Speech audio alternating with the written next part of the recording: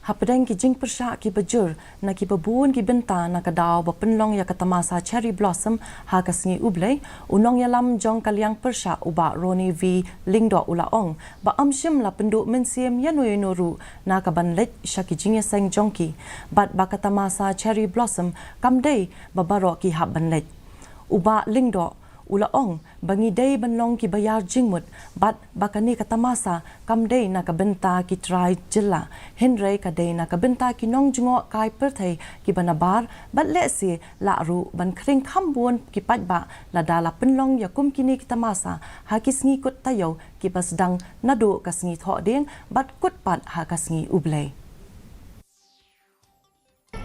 You see, there are two ways of looking at it. Okay.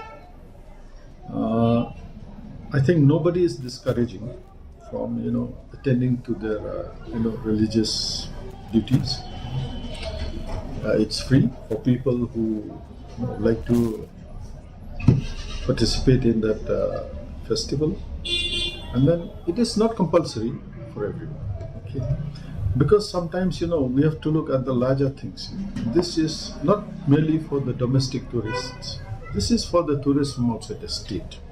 So perhaps, we can draw more crowds if those events are held, at the weekends.